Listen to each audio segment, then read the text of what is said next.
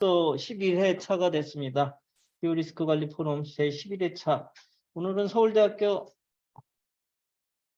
강준석 교수님께서 홍수 위험성 평가와 적응 시설에 활용한 경제적 개선 가치 산정 연구에 대해서 발표를 해주실 거고요. 이어서 최영호 한양대 교수님께서 토론을 해주시겠습니다. 바로 시작하겠습니다. 발표 좀 준비해 주시죠.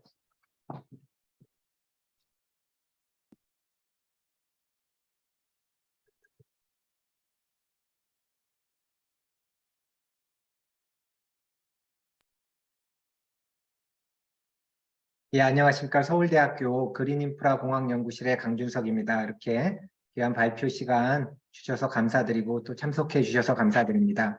대략 한 30분 정도 이 주어진 주제를 가지고 저랑 또 실무 김재경 연구원이 함께 잘 전달해 보도록 하겠습니다. 오늘 제가 준비한 발표 제목은 홍수 위험성 평가와 적응 시설을 활용한 경제적 개선 가치 산정 연구. 거창해 보이는데 어떤 위험성 평가는 일감으로 와 닿으실 거고, 적응 시설이라 하면은 뭐 홍수입니다. 저희들의 타겟은, 저희들의 주적은 여기서 연구해서, 그래서 뭐 하수 관망이라든지 또 요즘 뭐 지하 대심도 빗물 터널이 될 수 있겠고요. 또 저희들이 좀 특화하고 있는 좀 그린 인프라, 뭐 투수성 포장을 이런 것들이 그 대응하는 시설로서 얼마나 피해를 줄일 수 있는가. 그래서 돈으로 환산은 아마 그 다음 단계고요. 저희가 경제적 개선 가치라는 표현을 썼지만 피해가 준다는 것 자체가 직접적으로 경제적 가치와 연결된다는 측면에서 그 부분에 그러니까 그 비용화하는 부분은 제가 전문성이 떨어지기 때문에 어쨌든 리스크, 그다음에 기술을 투입했을 때 어느 정도의 홍수량이 저감되는지를 물리적인 기반으로 어떤 통계나 확률 뭐 이런 기반이 전혀 안 쓰인 건 아니지만 물리적인 기반으로 한번 시도하는 연구를 하고 있습니다. 그러면 이 발표를 시작하겠습니다. 그래서 내용은 이와 같고요. 뭐 앞에 한 4꼭지 정도는 배경입니다. 그래서 바로 5번째를 전달하면 좋겠지만 그래도 좀 기승전결이 있어야 된다는 측면에서 다소 지루하시더라도 제가 짧게 배경을 2, 3분 정도 전하고 테크니컬한 부분에 대한 전체 개념을 전달한 이후에 다음 발표자가 진행을 하도록 하겠습니다. 예, 간단하게 저를 소개를 드리겠습니다. 저는 이제 그린인프라공학연구실에 있고요. 또 제가 하는 사업 중에 하나는 이제 지능형 에코사이언스 특성화 대학원이라는 것을 운영을 하고 있습니다. 그래서 저는 특히 재해, 특히 홍수라든지 폭염, 미세먼지, 앞으로는 바이러스 이런 것들을 기존의 그레이 인프라뿐만 아니라 그린 인프라를 활용해서 대응 설계, 어떤 기술 규모뿐만 아니라 지자체 또는 확장해서 어떤 도시 규모, 국가 규모의 시설을 어디에 어느 정도 규모로 정량적으로 설치를 해야 좋은지 그 성과까지 판단하는 그런 것들을 하고 있고요.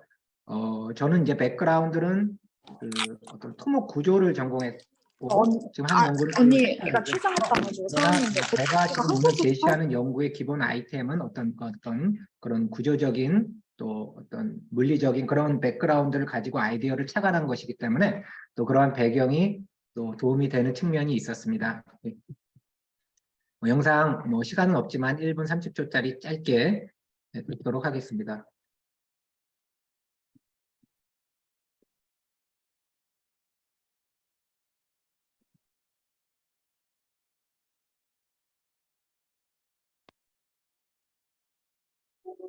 우리 사회에서 끊이지 않고 반복되는 대형은 2003년부터 홍수에 저감하기 위해 이제 내리려고 다 컸어. 종합계획을 시행했습니다. 저감 종합계획이 시작된 지 20여 년이 지났음에도 불구하고 우리 사회가 겪고 있는 홍수 피해는 더욱 커져만 가고 있습니다. 2022년 중부권 호우 실패, 2012년 동면산 산사태, 집중호우로 인한 산맥 재난 재해 부족, 기후 위기로부터 기인했다는 사실 알고 계십니다. 특히 이번 2022년도는 취약계층에게 더 큰 피해를 안겨주어서 우리의 마음을 아프게 했습니다. 앞으로 우리는 언제쯤 기후변화로 인한 후보 피해로부터 자유로울 수 있을까? 서울대학교 그린인프라공학연구실의 강준석 교수는 모든 도시가 홍수로부터 안전하기를 꿈꾸고 있는데요. 최근 후보 문제를 해결하기 위해서 주목받고 있는 그레이 인프라와 그린 인프라, 과연 실제로 효과가 있기는 할까요? 예상되는 후보의 양을 정량화하고 저감을 예측하는 것이 가능할까요? 만약 저감이 된다면 그 원리와 얼마만큼 저감 기술을 적용해야 하는지 궁금하시지 않으신가요? 오늘 서울대학교 강준석 교수가 여러분의 궁금증을 이 자리에서 해결해 드립니다. 예, 그래서 이제 배경을 뭐 아시는 대로 그 기후변화의 다양한 시나리오들이 있습니다. 대체로 뭐 오염을 뭐 과대평가하는 측면들도 있고 아마 그런 것들도 인지하고 계신데요. 어쨌든 뭐 감축이 이루어지지 않는 시나리오라든지 어느 정도 감축이 이루어지는 시나리오, 뭐 RCP에 대해서는 많이 들어보셨을 텐데요. 또 시나리오 측면에서 보면 여기 보시는 대로 어떤 81년부터 2010년까지의 어떤 강우량과 비교했을 때 앞으로 지금부터 만약 2100년까지 평균 강우량을 봤더니 다소 줄는 것으로 나옵니다. 그것이 안심할 것이 아닌 것이 이제는 어떤 전체 강우량, 영강수량이나 평균 강우량이 중요한 시대는 지났고 여러분 아시는 대로 돌발 강우가 더 위험한 시대가 됐습니다. 평균이란 것이 어떻게 보면 존재하지 않는 수기 때문에 그래서 이 도시에 도시에 돌발적으로 일어나는 홍수에 대응하는 것들을 대응할 필요가 있고 이런 것들은 어떤 기존의 어떤 통계적인 전지구적 너무 큰 규모의 리서치들이 효과를 발휘하기 어려운 측면이 있습니다. 그래서 상세한 모델링, 물리 기반의 베이스가 필요한 시대가 됐다고 할 수 있습니다. 그래서 보시는 대로 다양한 피해 사례들을 언급할 필요도 없이 많이 있었고요. 또 2002년도에는 또 루사로 인해서 어떤 역대급의 피해가 있었습니다. 또 보시는 대로 상단이 이제 강우량인데요. 1959년부터 2015년까지 강우량이 들쭉날쭉하고 특히 어떤 강우량과 피해액이 어느 정도는 비례하는 측면이 있습니다. 또 강우와 태풍이 함께 동반되는 경우들이 많을 경우에는 피해가 급증하는 사례들이 있습니다. 그래서 아마 이러한 부분들에 대해서 또 보험 측면에서 생명을 존중하는 측면에서 관심들이 있고 그래서 이러한 프로그램이 만들어졌다고 생각을 합니다. 그래서 아시는 대로 물 관리는 이제 여러 가지 문제들이 있습니다. 일단은 도시화 피할 수 없습니다. 도시화가 주는 편의가 있지만 말 그대로 어떤 불투수면의 증가를 가져올 수밖에 없습니다.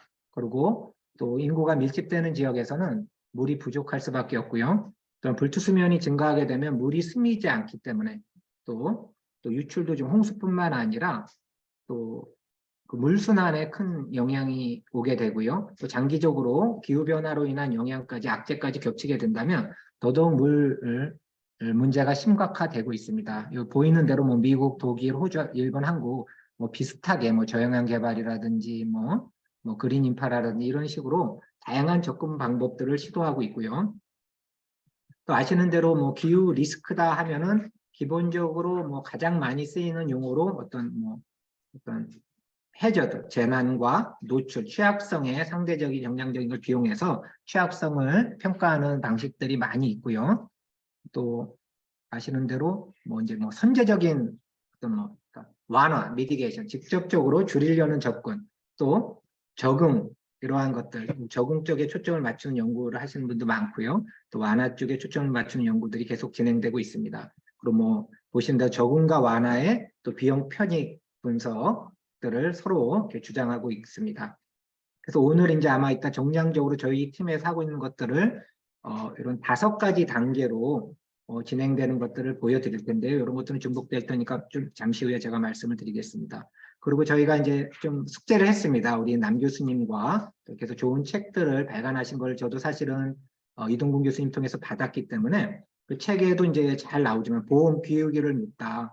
어떤 미국의 좋은 사례들이 여기 다 있습니다. 홍수, 연방 홍수 보험 프로그램이라든지 또 영국의 또 이런 보험 프로그램들이 또 갖춰진 것들을 우리가 또 음미해 볼 만하고요. 이런 것들은 책으로 가름하도록 하겠습니다. 그럼 국내의 경우는 어떤가? 국내에도 다양한 리스크 평가 시스템들이 시도가 되었고 또 주목할 만한 것이 여기 클라이밋 체인지 리스크 액세스먼트 시스템이라 그래서 클래스 2015년도에 도입된 건데요. 이러한 것들을 통해서 다양한 시도들을 하고 있고요. 또 한국도 유사하게 어떤 풍수의 보험이라든지 이러한 좋은 사례들이 있는 것 같습니다. 그럼 이제 제가 오늘 주장하고 나는 이런 이제 많은 논쟁과 어려움들을 알고 있는데, 그럼 우리가 어떻게 그 지자체, 예를 들어서 뭐 여기 종로인가요? 종로구의 위험도가 어느 정도, 그러니까 같은 구래도 만약에 구가 보험을 들어야 된다 그럴 때 위험도가 큰 지자체는 보험비를 훨씬 더 많이 내야 하는 것이 당연한데, 그 기준 같은 것들을 저희들이 좀 제시할 수 있을 것 같고요. 두 번째는 이제 그린 인프라가 물을 흡수하고 도시의 어떤 건조도를 낮추고 좋은 거는 있지만 어느 정도 유출량을 저감하고 있고, 그러한 그 정량적인 궁금함들이 있습니다. 그리고 어느 지역에 설치하면 좋은가? 사실은 뭐 불필요한 지역에 설치한다면 화단이라든지 어떤 다른 조경적인 역할밖에는 또 못한다고 할 수 있거든요. 그래서 뭐 여기서부터는 어떤 김재경 연구원께서 발표를 해주시겠지만, 그래도 저희들이 제안하는 거에 핵심적인 거에만 그래도 제가 짧게 한 2분 정도만 말씀을 드리고 시작하는 것이 좋을 것 같습니다. 포인트는 여기 맨 위에 이퀘이션만 그냥 봐주시면 될 것 같습니다. 워낙 또 수학들을 잘 하시니까. H가 이제 왼쪽이 홍수라고 보시면 됩니다. 그러니까 적이죠. 해저드고, 오른쪽은 C라는 심볼이 많이 나오는데 성능입니다. 그래서 위험이라는 것은 해저드가 아무리 커져도 성능이 더 크면 문제 없는 것입니다. 그래서 H를 낮추려는 노력은 사실 어렵죠. 자연을 우리가 컨트롤할 수 없기 때문에. 그래서 그 H를 해저드라고 보시면 되고요. HF는 뭐냐면 시나리오라고 보시면 되겠습니다. 그러니까 강우가 예를 들어서 200mm가 예상되지만 시나리오는 더 크게 예측을 하고 있지 않습니까? 안전계수의 측면으로 1보다 더 큰 계수를 고려하는 기후변화 시나리오에서 이미 고려가 되고 있죠. 이제 오른쪽 편에 이제 첫 번째 항이 저것이 이제 많은 쉽지는 않은 부분인데, CC가 도시의 어떤 홍수, 플러딩, 어댑티브 캐퍼시티라고 해야 될까요? 도시가 어느 정도의 시간당 강우를 감당할 수 있느냐는 어려운 문제입니다. 그럼에도 불구하고 과거 히스토리컬한 데이터를 통해서 이 도시가 어느 정도의 시간당 강우를 또는 총 3시간 동안 어느 정도의 강우를 버티는지는 알 수 있습니다. 피해가 없는 해, 피해가 많았던 해를 유추해서 그게 이제 C로 산정이 되고요. CF의 경우는 조금 안전계수인데요. 도시의 성능을 100% 인정할 수는 없습니다. 뭐 관망이 막히기도 하고요. 관망에 침전물도 있고 노도가 있기 때문에 1보다 작은 개수로 도시를 좀 보수적인 입장에서 팩터를 제안하게 됩니다. 그리고 두 번째 항이 바로 어떻게 보면 추가적인 경제적인 부분이 될 것입니다. 저 부분을 그러니까 대부분 이 시점에서는 아마 H 쪽이 C보다는 클 가능성이 높습니다. 왜냐하면 기후변화 시나리오를 적용했기 때문에 해저드가 과대하게 산출되기 때문에 당연히 어떤 도시도 그 시나리오를 견딜 수는 없겠죠. 그럴 때 이제 I가 이제 그린과 그레이 인프라를 추가적으로 투입하는 개념입니다. 그래서 인터액션이라는 표현을 썼는데, 인터액션이라는 표현을 쓴 이유는 비가 오면 하수관망이 먼저 비를 감당합니까? 그린 인프라가 먼저 감당합니까? 모릅니다. 처음에는 그린이 감당하다가 하수관망으로 갔다가 다시 넘쳐서 그린으로 가는데요. 그런 측면에서 이제 어떤 하수관망의 성능을 따로 계산해서 유출력 계산하고 저감 효과를 그린을 따로 해서 더하면 안 된다는 것이죠. 저희들이 이제 분석을 해보니까 인터액션을 고려하면 좀 더 성능이 커지는 부분은 있었습니다. 그럼에도 불구하고 다시 이 성능 감소 계수를 고려해야 되는 이유는 뭐냐면 이제 도시마다 건조 상태면, 그린 인프라가 건조 상태면 물을 더 많이 흡수하겠지만 건조하지 않은 상황도 있고요. 대부분의 관망이 또 꽉 차 있을 수도 있습니다. 그거는 성능으로 보기 어려운 부분들이 있기 때문에 그러한 것들을 다 고려해서 한계 상황을 가정했을 때 안전계수를 곱해서 이 우변항이 그럼에도 불구하고 왼쪽보다 어떤 시점에서 크게끔 물리적으로 설계하자는 개념입니다. 그래서 이 개념이 좋은 이유는 뭐냐면 그 도시의 안전성이 나옵니다. 그래서 어느 정도 투자했을 때 그럼에도 불구하고 도시의 안전성이 어떻다면 보험이나 리스크 대응 측면에서는 그 도시는 더 많은 보험금을 부담해야 되는 것입니다. 왜냐하면 리스크가 너무 크기 때문이죠. 하여튼 뭐 더 자세한 설명을 하면 우리 뒷 발표자가 싫어할 것 같아서요. 하여튼 다시 전반적으로 저희들의 연구 방법을 좀 간략하게 전달해 주셨으면 좋겠습니다. 예.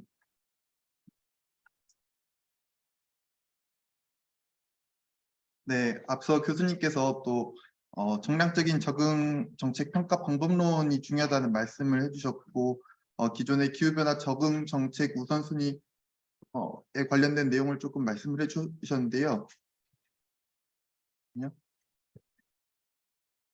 네, 기존에 먼저 그 기후변화 적응 정책 우선순위 평가에 대해서 제가 조금 설명을 드리고 저희가 어떤 차별성을 가지고 있는지 말씀을 드리겠습니다. 기존의 평가는 정성적인 평가와 정량적인 평가로 크게 나누어졌는데 실제로는 정량적인 평가라고 하는 많은 내용들도 설문이나 이제 통계 기반으로 분석되었던 경우가 많았었습니다. 하지만 뭐 이런 부분이 좋은 부분도 있고 조금 부정적인 부분도 있는데 이것이 정확히 얼마만큼의 적응 효과 그리고 피해 감소 효과가 있는지를 예측하는 것이 조금 물리적인 모델보다는 떨어질 수도 있다는 많은 지적을 받아왔었습니다. 최근에는 물리식 기반의 모델들이 많이 사용이 되고 있는데요. 제가 지금부터 소개해드릴 내용들은 물리식 기반의 모델들을 활용하여서 기후 리스크를 평가한 연구입니다. 물리식 기반의 리스크 평가는 앞서 이제 그 남상욱 교수님과 이동 교수님께서 최근에 발간한 저서에서 5가지 리스크 과정이 있습니다. 그 5가지 평가 방법에 의해서 저희가 평가를 하였고요. 저희 연구진은 기후 리스크 감소를 위해서 그 아까 소개받은 이제 HCFD 모델을 사용하였고요. 저는 오늘 HCFD 적용한 여러 가지 대상지 중에서 이제 수원시를 대상으로 여러분들께 소개를 드리고자 합니다. 연구의 대상지인 이제 수원시는 적극적으로 폭우 피해를 줄이기 위해서 많은 노력을 드리고 있고요. 최근 추진되고 있는 탄소 중립도시나 또 물순환 선도도시 등 기후변화 리스크를 줄이기 위한 다양한 노력들을 하고 있습니다. 네, HCFD 모델은 아까 교수님께서 말씀해 주셨던 것으로 가늠을 하도록 하겠습니다. 네, 이러한 HCFD 모델을 개발하기 위해서 시뮬레이션에 들어가는 이제 팩터들이 종합적으로 고려가 되어야 하는데 변수를 설정하고 또 테스트베드를 운영하면서 저희가 진짜로 필요한 물리식의 기반의 어떤 요소들을 이렇게 뽑아내는 그런 일련의 과정을 거쳐 나갔습니다. 그리고 이러한 HCFD 모델은 저희는 지금 홍수에만 적용을 하고 있지만 뭐 보험사라든지 어떤 경제적 가치 평가를 할 수 있는 모든 기후변화와 관련된 재난지에 적응이 가능하다는 또 장점을 가지고 있습니다. 그래서 기후 리스크 적응 평가를 하기 위해서 가장 첫 번째로 해야 될 일은 기후 리스크를 식별을 하고 신뢰도가 높은 물리 모델을 만드는 것입니다. 저희가 분석한 수원시의 경우 한강 수위 통제소에서 실시간으로 이제 측정하는 센싱 데이터 값을 활용하기 때문에 저희가 물리 모델을 훨씬 더 쉽게 만들고 쉽게 검증을 할 수 있다는 좀 장점이 있었습니다. 그래서 미국에서 개발된 EPA 스톰 워터 매니지먼트 모델을 활용하여서 조금 신뢰도 높은 이렇게 모델을 제작을 하였고요. 수원시에서 직접적으로 받은 아주 좋은 양질의 데이터로 이 물리 모델을 만들었습니다. 그래서 보시는 것처럼 아주 높은 신뢰도를 가질 수가 있었고 저희가 이제 만든 모델을 검증을 하였으니까 수원시 전체의 용량이 얼마인지를 가장 먼저 평가를 해야 됩니다. 수원시의 용량을 평가하기 위해서 이제 여러 가지 기준이 있겠지만 자연재해 대책법이라든지 하수도 정비 기본계획 등 지금 실시되고 있는 법령을 조금 참고할 필요가 있었습니다. 그래서 뭐 여러 가지 근거에 따라서 강우 지속 시간을 180분으로 설정을 하고 최소 50mm부터 400mm까지 이렇게 간격을 조금 두면서 평가를 했었습니다. 그래서 네, 그렇게 해가지고 평가를 했고요. 강우 지속 시간이 이제 짧아질수록 수용할 수 있는 강수량이 낮아지고 또 강우 지속 시간 3시간일 때는 약 165mm 정도의 강수를 감당할 수가 있는데요. 또 저희가 이제 개발한 세이프티 팩터, 그러니까 안전 계수라는 개념을 조금 적용을 하면은 내구 연한이 다 된 파이프를 이렇게 제외하고 나면은 저희가 또 한 137mm 정도의 강수를 감당할 수 있는 것을 알 수가 있었습니다.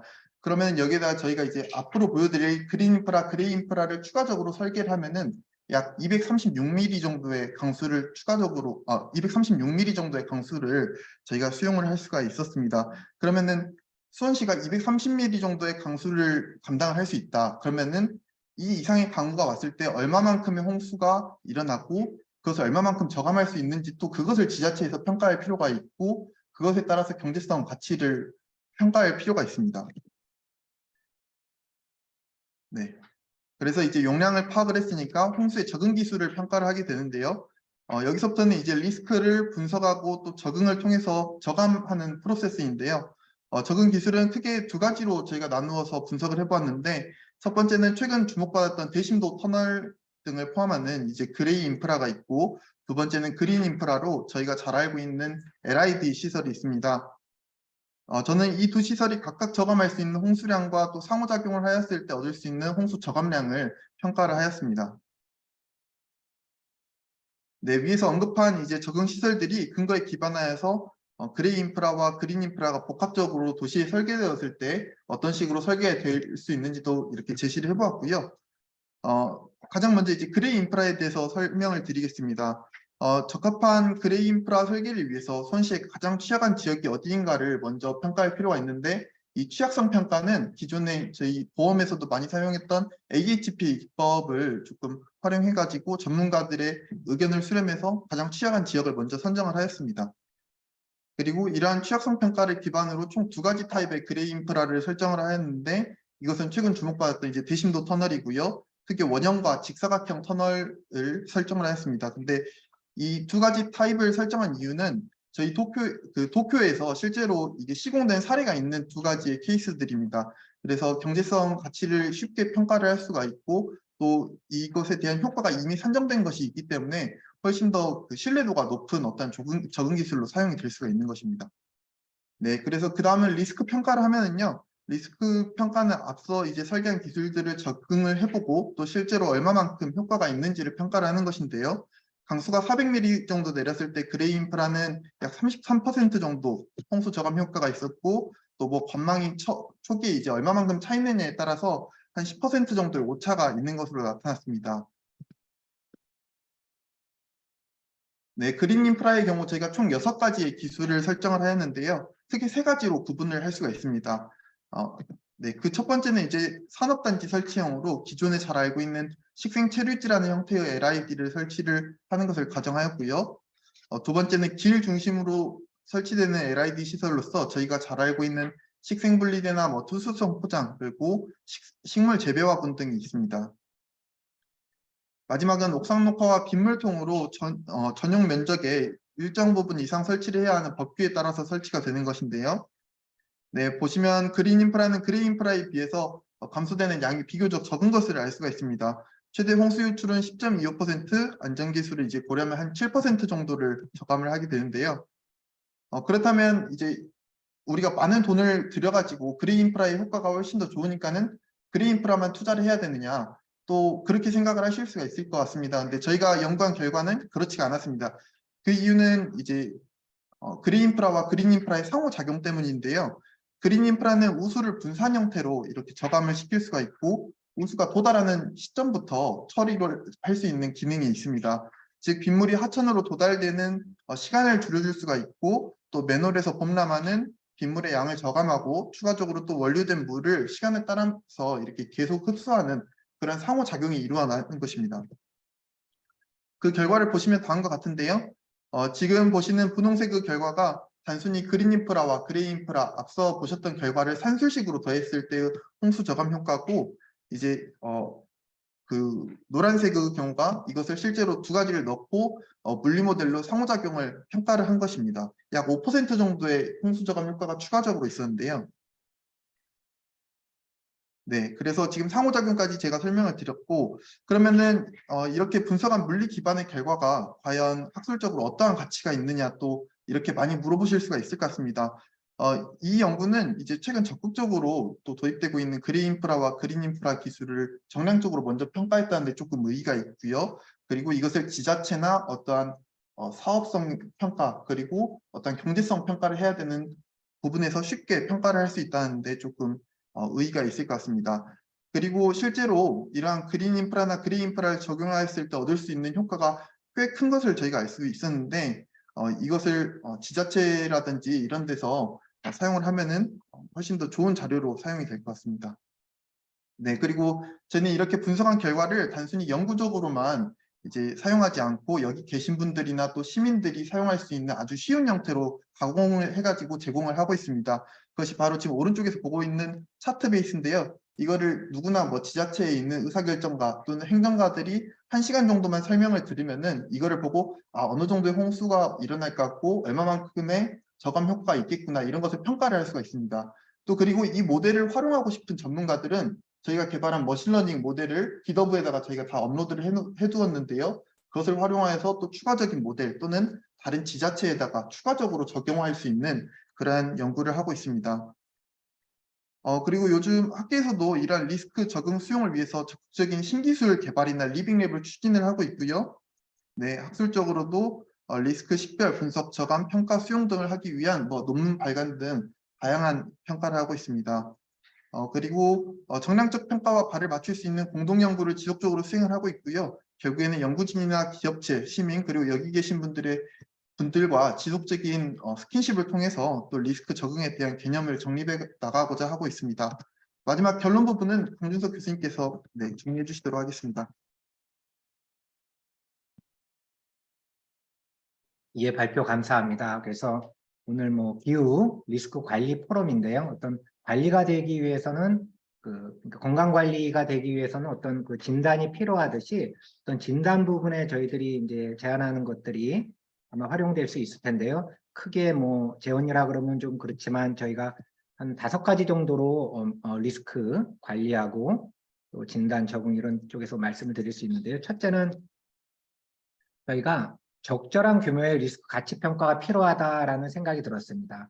시나리오라는 것이 어떤 우리가 극한 상황을 준비해야 됨에도 불구하고 그것이 어떤 너무나 비경제적이라든지 그러한 것들을 정말 있는 그대로 준비할 때는 경제적으로 많은 지자체의 부담이 따릅니다. 그래서 적절한 규모의 리스크 평가 가치를 할 수 있는 그럼 그 근거를 제시할 수 있는 물리 기반의 모델이 있어야 된다는 얘기고요. 또 두 번째 오른쪽 편에 불확실성의 인지와 안전계수의 적용. 그래서 그럼에도 불구하고 저희는 어떤 소중한 생명을 다루고 있기 때문에 안전계수를 어떤 구조물에 적용하는 것 못지않게 충분한 안전계수를 합리적으로 확보하는 것은 필요합니다. 세 번째로는 산학연 협력체계 구성인데요. 당연한 얘기지만 이러한 것들이 산학연의 어떤 영구적인 개발이 결국은 기술로 현장에 적용되기 위해서는 산학연의 정말 밀접한 협업이 필요합니다. 그리고 계속 강조하고 있지만 어떤 물리 모델의 기반이 다 옳다는 것이 아닙니다. 어떤 큰 규모에 있어서는 여전히 기존의 확률적 모델과 함께 복합적으로 고려돼야 될 부분들이 있습니다. 그래서 함께 통합해서 고려해서 어떤 디시전 메이커가 판단할 수 있는 근거를 의사결정의 기준을 제시하는 것이 최선이라고 생각을 합니다. 끝으로 이 그린 인프라의 경우에는 시민의 참여가 상당히 중요합니다. 그레이에 비해서 분산형 물 관리라는 것이 결국은 떨어진 곳에서 관리하는 것이기 때문에 어떤 시민들의 참여나 이런 것도 교육을 통해서 유도하게 된다면 훨씬 지자체, 공무원의 국가의 부담을 줄어들고 물론 참여한 사람에 대한 보상 시스템들이 충분히 갖춰준다면 좋은 리스크 관리가 되지 않을까 생각됩니다. 이상으로 발표를 마치겠습니다. 경청해 주셔서 감사합니다. 네.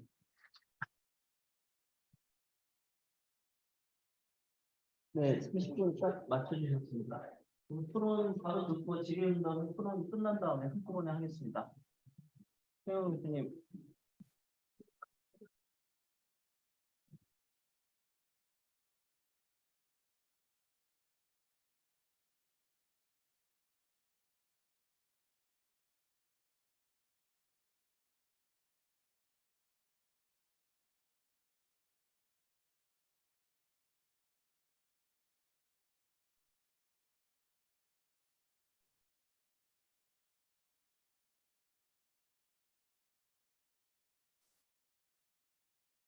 네, 안녕하십니까. 토론을 맡게 된 한양대학교 최영호입니다. 먼저 홍수 위험성 평가와 적용 시설을 활용한 경제적 개선 가치 산정 연구라는 주제로 제11차 기후 리스크 포럼에 발표해 주신 서울대학교 그린 인프라 공학 연구실 강준석 교수님께 감사의 말씀을 전합니다. 그리고 이렇게 화요일 날 어떻게 보면은 바쁜 시간일 수도 있는데 이렇게 줌으로 이렇게 참석을 해주신 분들도 있는 것 같습니다. 이제 참석해 주셔서 감사드리고요.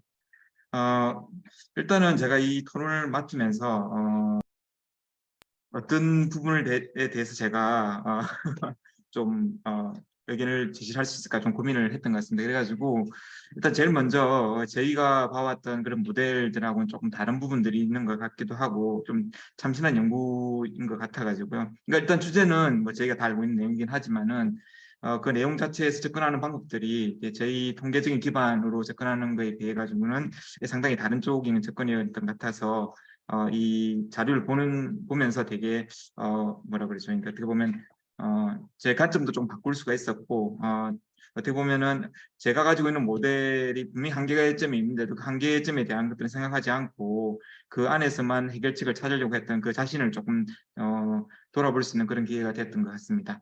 일단 뭐 토론이라고 해서 한번 쭉 교수님께서 잘 발표를 해주셨는데요. 한번 제가 보면서 느꼈던 것들 조금 더 얘기 드리고 그다음에 제가 말씀드리고 싶은 부분에 대해서 말씀드리도록 하겠습니다. 저도 기후 변화에 대해서는 상당히 고민을 하고 있는 사람 중에 한 명이라고 생각을 하는데요. 여기 지금 교수님께서 발표해 주셨던 것처럼 어떤 한 도시에 대해서 그 도시가 홍수 피해를 막기 위해서 어떤 형태의 인프라를 구축할 것인가에 대한 생각은 많이 해보진 않았던 것 같습니다. 특히 뭐 지금 보시면은 저희들이 뭐 체감하시겠지만은 비가 이렇게 오는 게 이게 국지성으로 이제 호우가 내리기 시작을 하는데요. 그 국지성 호우가 오면은 사실은 비는 많이 오니까 물이 많을 거라고 생각하지만 사실은 오히려 마실 물이 부족해진다라고 하는 그런 사실들에 대해서 다시 한번 느꼈던 부분이 있었고요. 그리고 기후변화 리스크 평가를 5개 단계로 아마 이 부분은 남상욱 교수님께서 이제 접근하고 있는 리스크 관리 형태로 5개 분야로 나누고 어떤 방식으로 접근할 것인가에 대한 부분을 자세히 설명을 했던 것 같습니다. 그리고 해외 기후 변화 리스크 평가 및 적응 사례로서 영국과 미국의 홍수 보험 프로그램도 소개를 해주셨고요. 그리고 그 이후로 한국의 상황도 보여주셨던 것 같습니다. 다음 슬라이드로.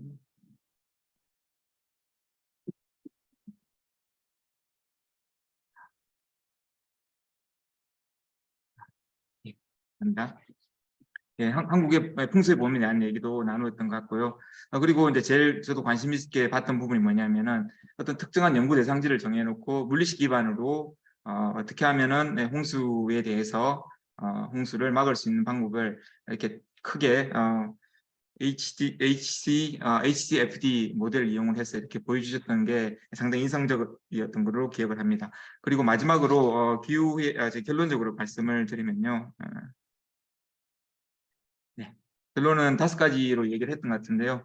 순서는 아마 처음 교수님께서 말씀하셨던 두 번째 게 처음이었고 아마 첫 번째 게 두 번째 이렇게 얘기했던 것 같은데 제가 순서를 조금 잘못했던 것 같습니다. 그래서 이 5가지에 대해서도 상당히 인식을 해야 되겠다는 생각을 하고 추가적으로 조금 제가 말씀을 드리고 싶은 부분은 어차피 제가 이제 그 계리적인 관심에서 말씀을 드리는 게 좋을 것 같아가지고 이 부분 외에 좀 저희가 계리적으로 할 수 있는 부분이 어떤 부분일까라고 고민을 해가지고 몇 가지를 만들어 봤습니다. 한번 잠시 보시면요.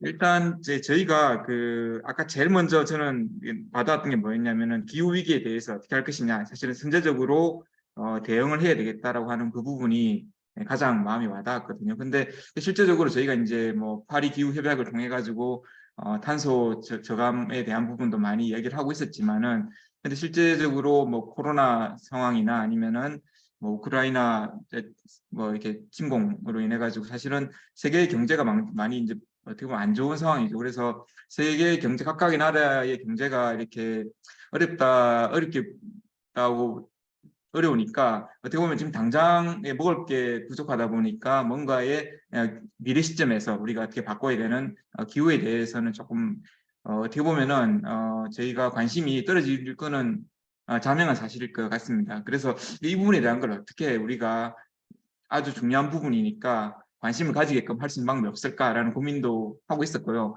그러다 보니까 어떤 게 있었냐면은 11월 9일 날 뭐가 있었냐면은 KPF라고 해서 코리아 프레스 파운데이션 한국 언론 진흥재단의 컨퍼런스가 11월 9일 날 있었더라고요. 보니까요.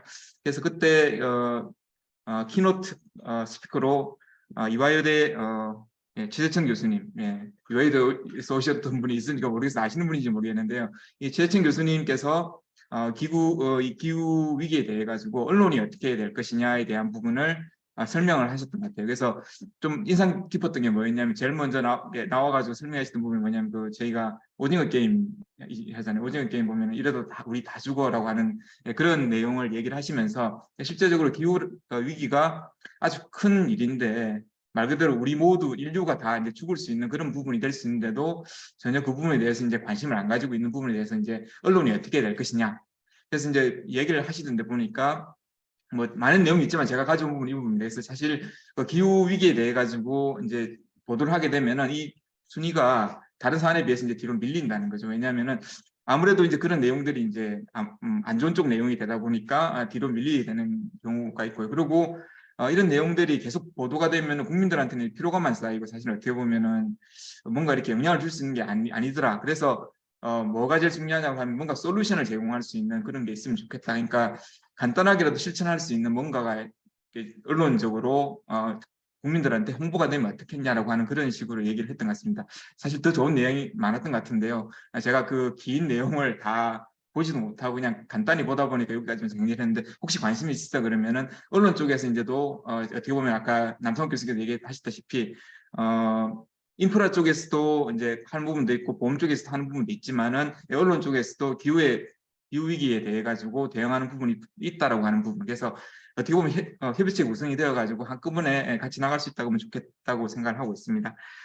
그리고 이제 국내 상황으로 잠시 돌아오면요.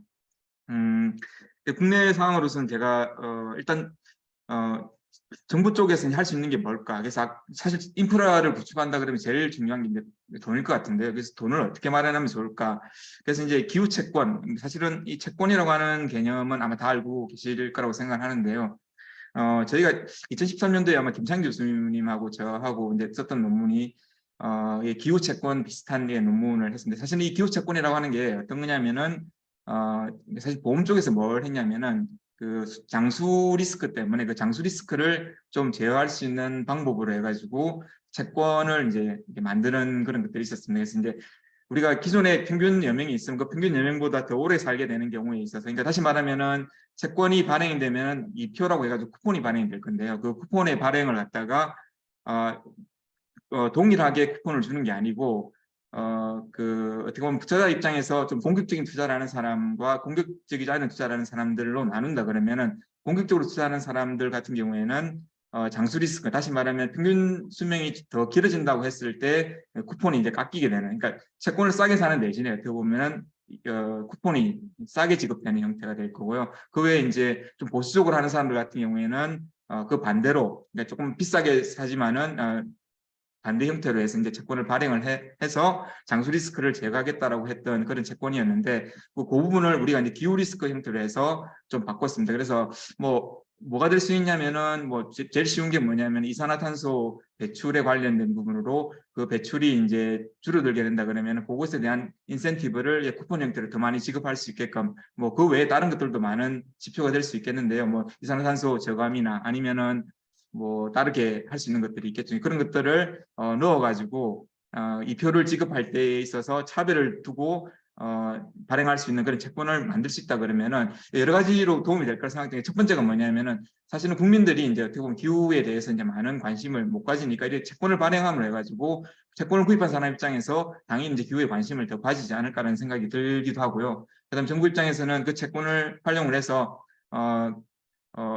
어떻게 보면 채권이 수익이죠. 수익으로 인해서 인프라를 구축하는데 쓸 수 있겠다는 생각이 들고요. 그리고 며칠 전에 이제 뉴스를 봤더니 이제 안산에 있는 어떤 공단에서 이제 물건을 만들어내는 데인데요. 보니까 그쪽에서도 미국에 있는 기업들이 그 물건 만들 때 있어가지고 CO2 배출을 어떻게 하고 있는지 이런 것들의 보고서를 작성을 해야 된다 그러더라고요. 그래서 물건 만들어내는 데 있어서 얼마만큼 환경에 위해를 많이 주느냐 안 주느냐에 따라 가지고 어떻게 보면은 계속 거래를 할 건지 안 할 건지 이런 것들에 대한 것들을 하고 있는데 그러다 보니까 안산에 있는 공단들이 좀 노후화되다 보니까 실제적으로 물건을 만들어내는 데 있어가지고 많은 이산화탄소를 배출한다든지 전기를 더 많이 쓴다든지 이런 식으로 되다 보니까 힘들다라고 했던 내용이 나왔던 것 같은데 그런 부분들도 아마 정부에서 적극적으로 공단에 이제 시설을 갖다가 어떻게 보면 리노베이션 할 수 있는 그런 시설을 해줄 수 있지 않을까 생각을 하고요. 그리고 이제 보험사 쪽인데 사실 이제 보험 쪽에 관련된 부분을 말씀을 드려야 될 것 같은데 사실은 저희가 이제 보험이라 그러면은 대수의 법칙이라고 해가지고 어떻게 보면 동질적인 것들을 많은 사람들을 모아놓고 이제 그 중에서 이제 하는 거에 비하면은 이 홍수 리스크라든지 자연 리스크 같은 경우에는 보시다시피 빈도는 적지만은 리스크는 아주 큰 형태가 되다 보니까 사실 보험하고는 조금 맞지 않는 경우가 있는 것 같습니다. 그러다 보니까 보험사 하나의 보험회사가 어떤 상품을 만들고 개발한다는 건 거의 불가능할 거라 생각을 하고요. 그렇기 때문에 아마 외국에서도 보면은 여러 개의 보험회사가 한꺼번에 이렇게 합해가지고 보험을 만들고 있는 것 같고, 특히 이제 이 코리안리 같은 경우에 재보험사 입장이니까요. 아마 재보험사 입장에서도 이런 보험회사에서 만들어진 상품들을 적극적으로 같이 이제 협업해가지고 기후에 대응할 수 있는 상품을 개발할 수 있으면 어떨까라는 생각이 들었습니다. 거기까지 설명을 드리고요.